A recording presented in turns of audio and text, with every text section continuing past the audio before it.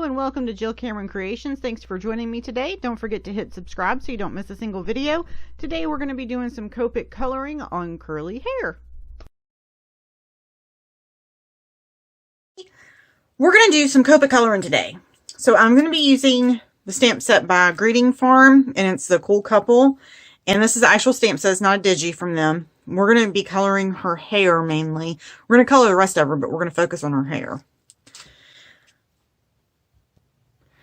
Like many other things in the crafting world, there's a lot of personal preference that goes into the cardstock that you color with and whether or not you color with what brand of markers that you color with. So I am a Neenah Solar White 80-pound cardstock person.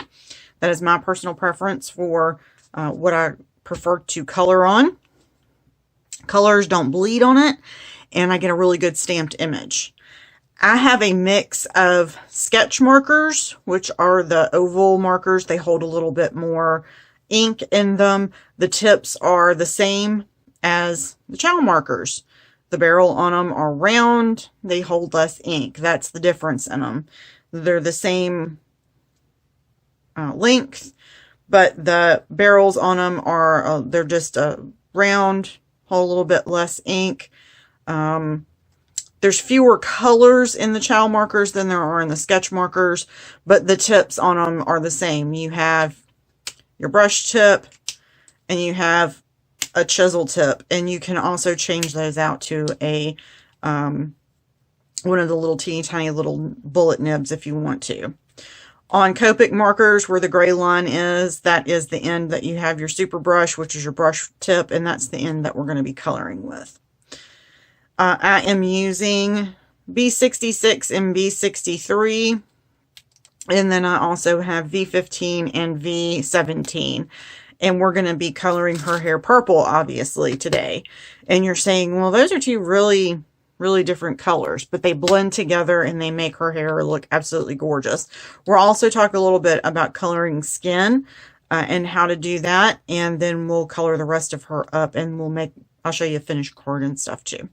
So let's go ahead and get started, and I'm going to be silent while I'm coloring, and I'll do a voiceover for this card, and I'm going to film this in real time and then speed it up in some spots. I'm also going to tilt the camera over so you can see the tip of my marker on the paper, because if I do it from overhead, then all you see is my hand coloring. So I am going to tilt the camera over so you can actually see the marker on the paper, and we're going to talk about that as well. So let's get started.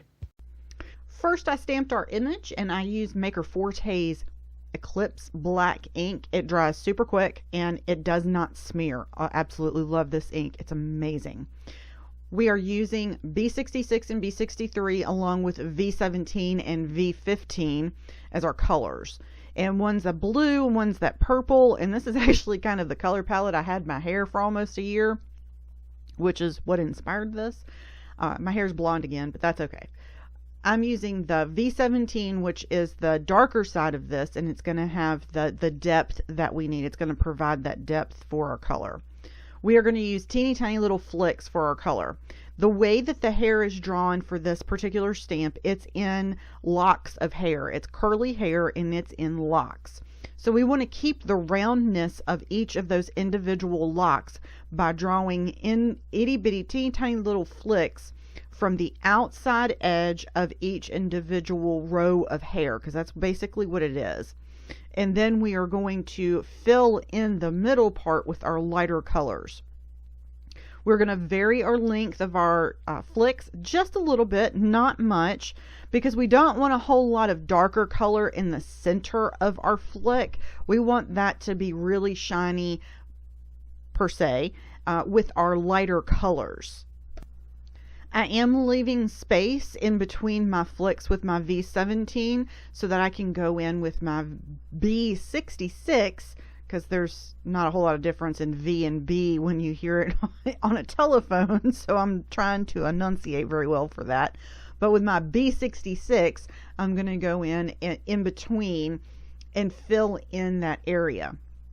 Now, as you can see, that the lock of hair that I am working on, that row of hair, does not go all the way up. That stamp isn't, that line of hair isn't carried all the way through.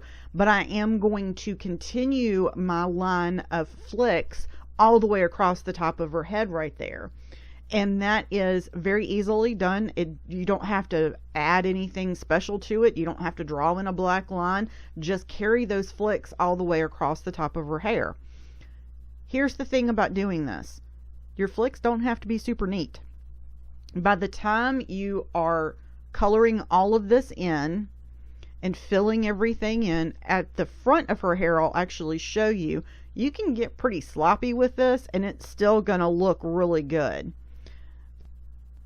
And I say that because your hand's going to get tired doing this. This took me about 20 minutes to do, and my hand got really tired doing this.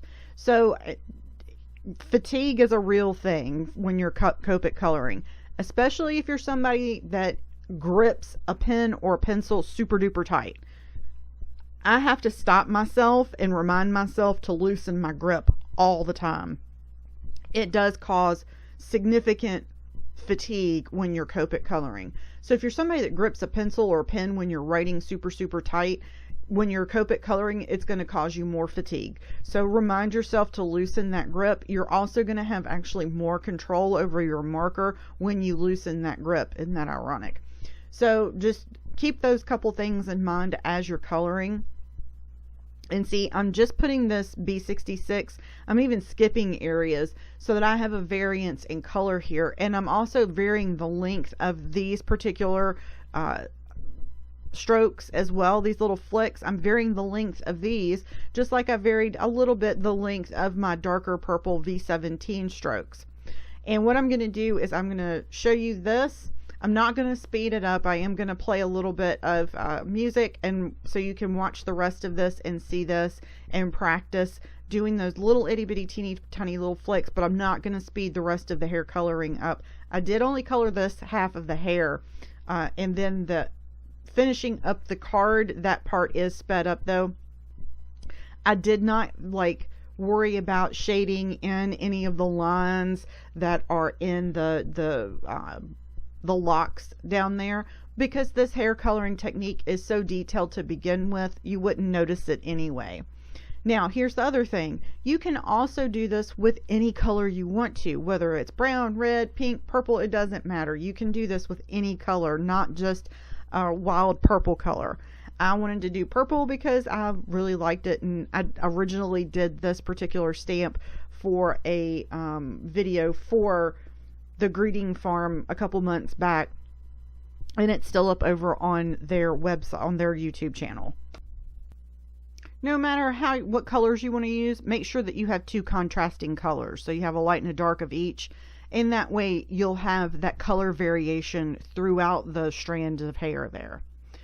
For the V15, I'm taking this and drawing flicks of color from the very edge, the black line, and drawing flicks of color out into the white area. So I'm making a little bit longer flick out into the center there, and I'm not filling in every single area. I'm just dragging this out into the white a little bit.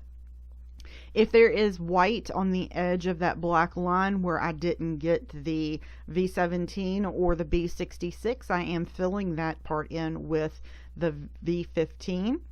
I am reminding myself to loosen my grip because I have a chokehold, and I do this from both sides as well. Now when we get to the B63, I'm going to color like it's no tomorrow. I'm just going to it's going to be a crayon, and I'm just going to color and fill it in.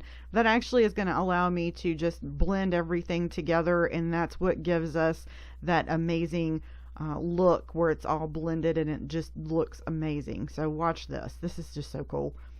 It looks like a big old hot mess right now, and then I'm just going to take this and color it all in, fill everything in, fill in that highlight, go over all of the colors that I just did, all of those little flicks. It softens those flicks out, and it just looks amazing now. It's the best thing in the world. That's why I said you can make this, this can color like a hot mess, and then at the end of it, it all comes together and it doesn't matter. So this is a really fun and easy technique. It does take a little bit of time to do. It does take a little bit of practice with the little teeny tiny little flicks, but there it is. So I'm going to go play some music so you can watch the rest of this. I did the right side of her hair on video, and then we'll color her skin and the rest of her little outfit there, and we'll put a card together at the end here.